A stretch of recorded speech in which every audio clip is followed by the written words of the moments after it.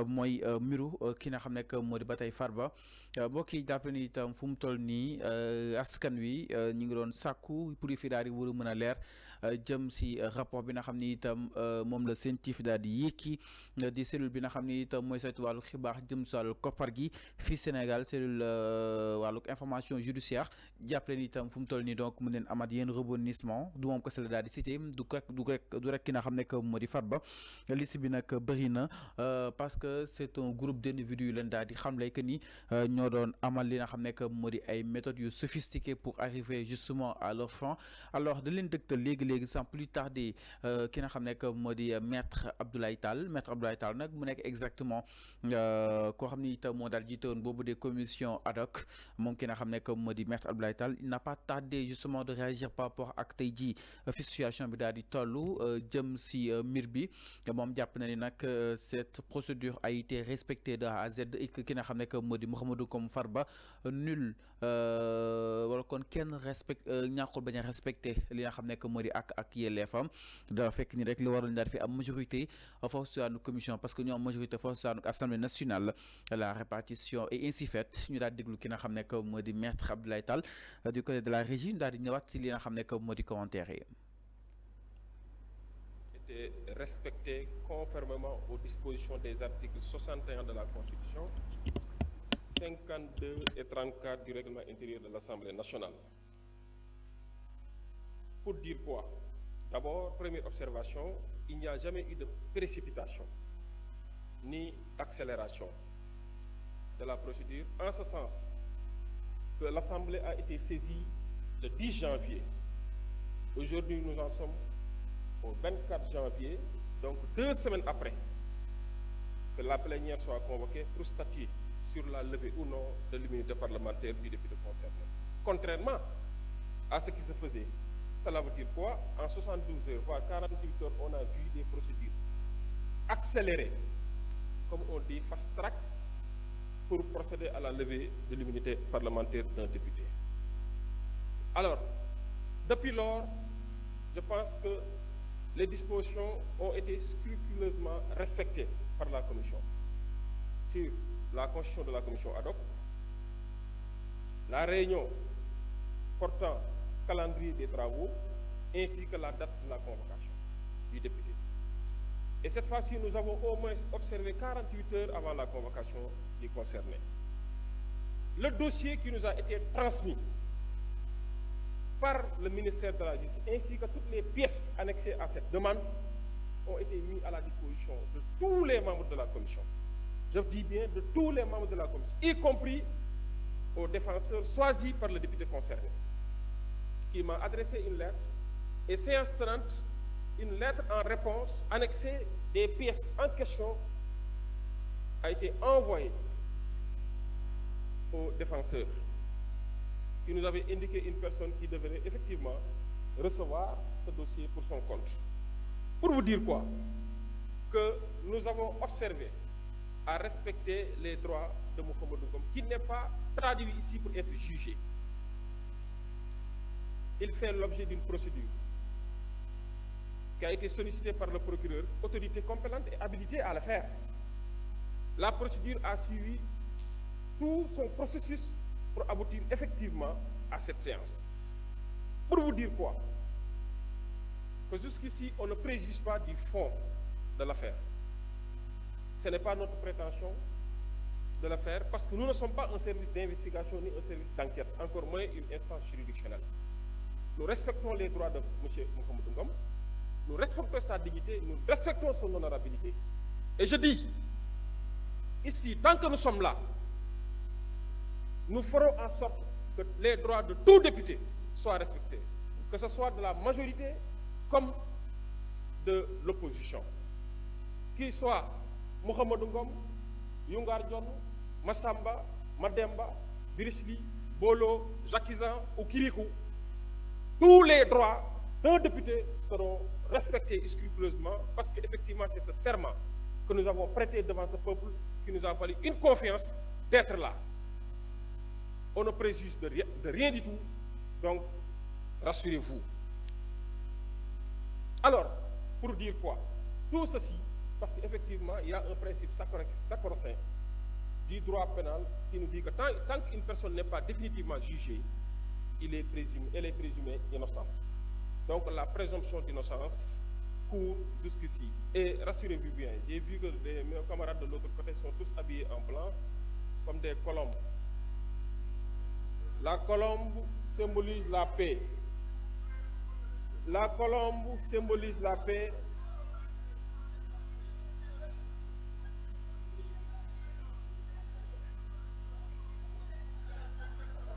Ils m'ont coupé.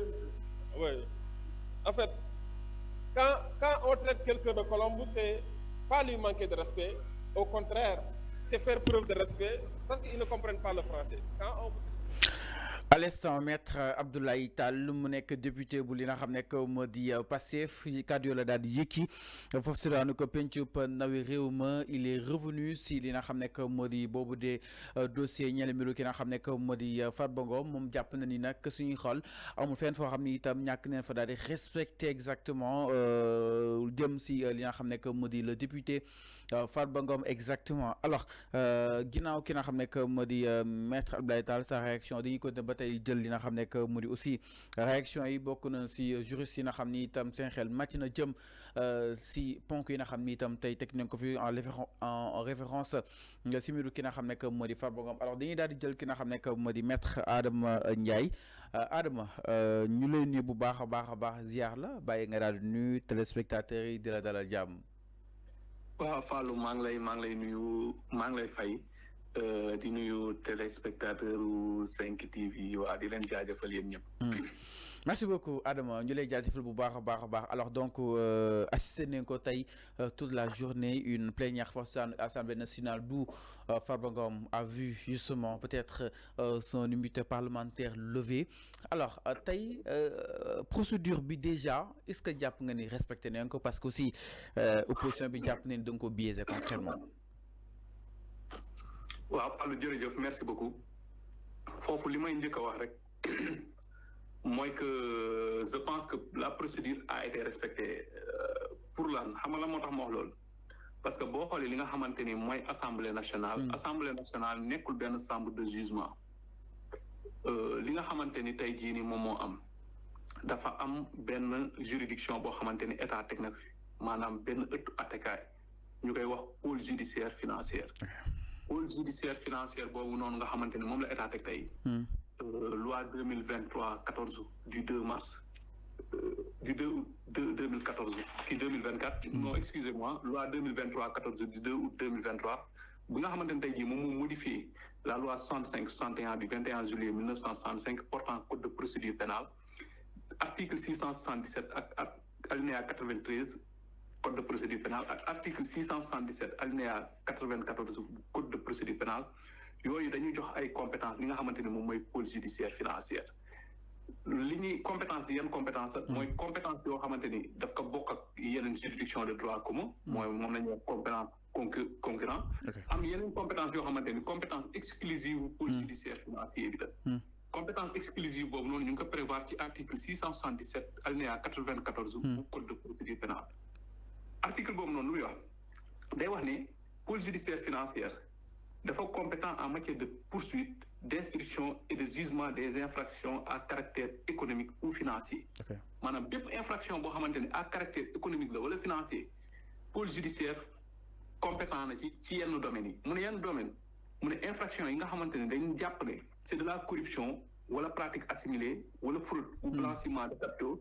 résultant des enquêtes diligentées par les autorités administratives indépendantes notamment la CENTIF et l'OFNAC maanaam bépp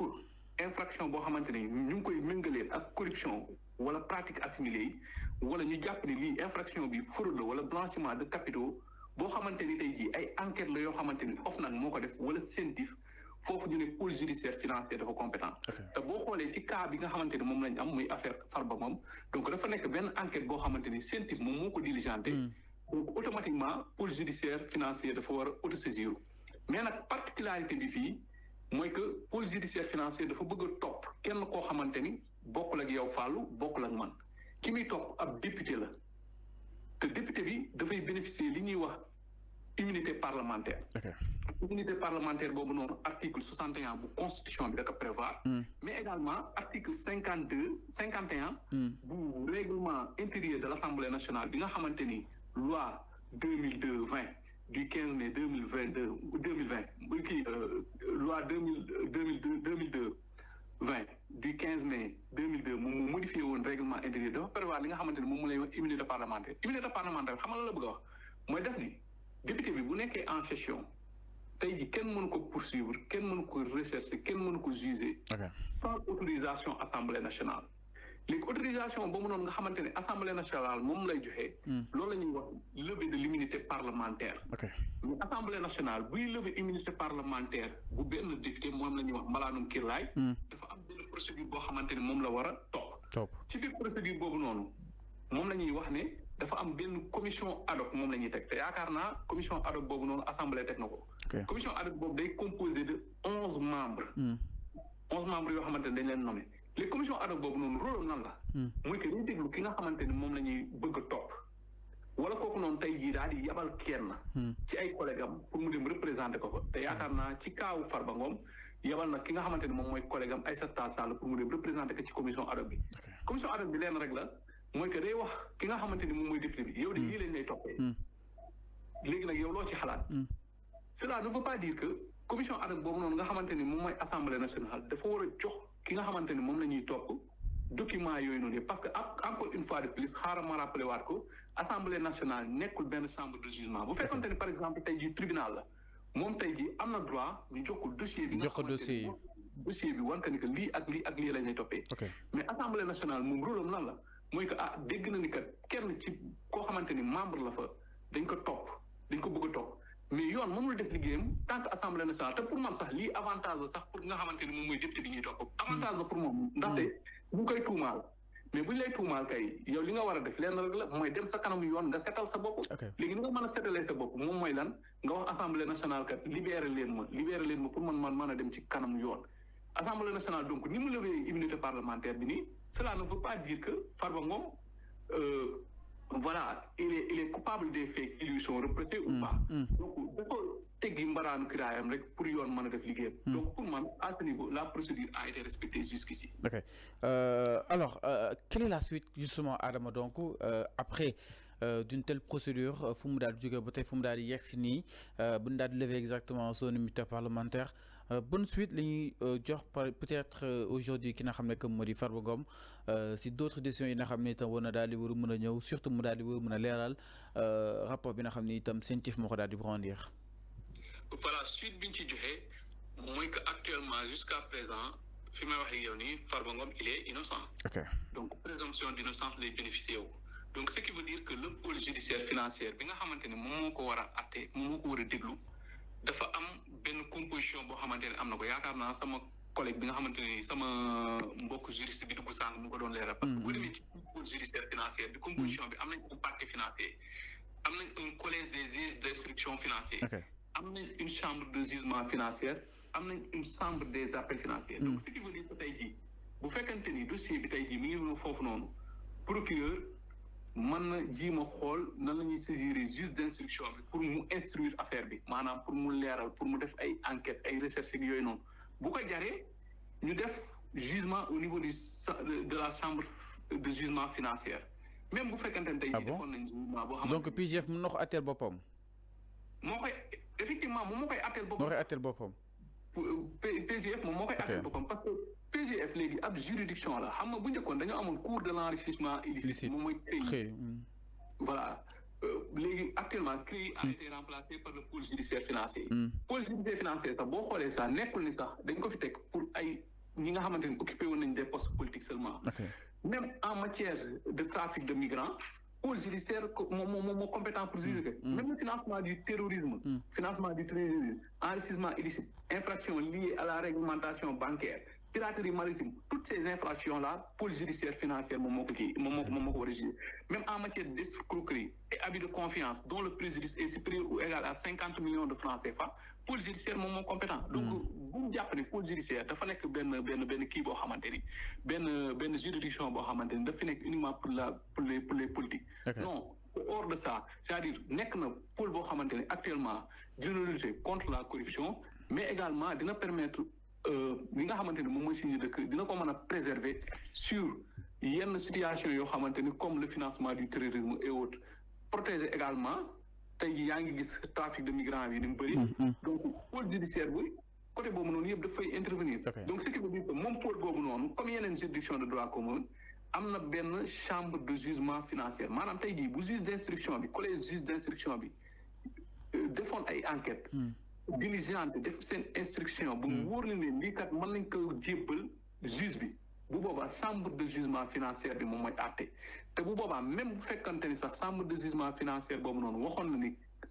Farba Ngom moom li nga koy topp kat lii dëgg la ba comme nam naka ci bu boobaa mën na defaat appel au niveau de la chambre des appels financiers donc procédure la boo xamante ni day suivre son cours actuellement l'Assemblée mooy que lever na l'immunité parlementaire stop peut-être convocation moo stop peut-être voilà convocation moom moo ci topp au niveau du pôle judiciaire financier bu boobaa procureur parquet financier bi dina ko déglu bu ko dégloo tamit bu jaree kooku tamit daal di jébbal dossier bi ki nga xamante ni moom mooy collège des juges d'instruction bi pour ñu mën a yër ba bi nga xamante ni fa le jugement di am voilà loolu la moom mooy procédure bi donc loolu des ci procédure exactement donc mën nañ jàpp ni convocation bi moom dina ñëw moom à tout moment peut-être effectivement donc Farba instant bi livré nañ ko à la justice il est libre yoon ak wàllu yoon mën na ko interpeller saa su ko neexee concrètement effectivement mën na ko interpeller saa su ko neexee parce que maanaam daf ko bëggoon woo pôle judiciaire financier ab rapport la boo xamante ni CENTIF moom moo ko def pôle judiciaire financier bëggoon ko woo mais ci kanamu pôle judiciaire financier dafa amoon benn obstacle boo xamante ni moo fa amoon mandat bi parlementaire bi nga xamante ni moom mu ngi ko doon bénéficier c'est-à-dire bu fekkee ne Farba du woon député bi nga xamante ni CENTIF transmettre woon na rapport bi ki nga xamante ni mooy pôle judiciaire financier automatiquement rek mënoon nañ ko woo commencé ci procédure bi comme normal comme nit koo xamante ni tey jii sàcc na ñu woo ko procureur déglu ko par exemple def ko mandat de dépôt xam ñu ñëw ñu dem instruction voilà ba jugement baak yooyu noonu yëpp loolu la ñuy wax poursuite jugement beeg yooyu noonu yëpp alors am na solo bu baax a baax di la jaajëfal justement Adama Ndiaye si li nga xam ne que moo di waxtaan wi amati na solo ñu lay xaaral si plateau bi nga ñëw aussi si yenn si ay li nga xam ne que moo di sujet juridique surtout sur la reddition des comptes merci beaucoup. amul benn problème Fallou heure boo ma woowee rek incha allah merci Adama c'est un plaisir di am moom waxtaan saa su nekk si nga xam ne que moo di ponk actualité yi surtout aussi jëm si wàllu yoon ak wàllu yoonal exactement alors c'était à l'instant le juriste Adama Ndiaye mbokk yi ma leen fàttali ba tey yéen seen émission li nga xam ne que moo di Midi Info sur les antennes de Sénégal 5 TV di leen daal di gunge si wàllu actualité bi tolay réew mi si nu mu gën a yaatoo exactement alors donc ginnaaw ki nga xam ne que moo di le juriste Adama Ndiaye dañuy daal di jaaral di itam si leneen du côté de la régie mais nous restons toujours si li nga xam ne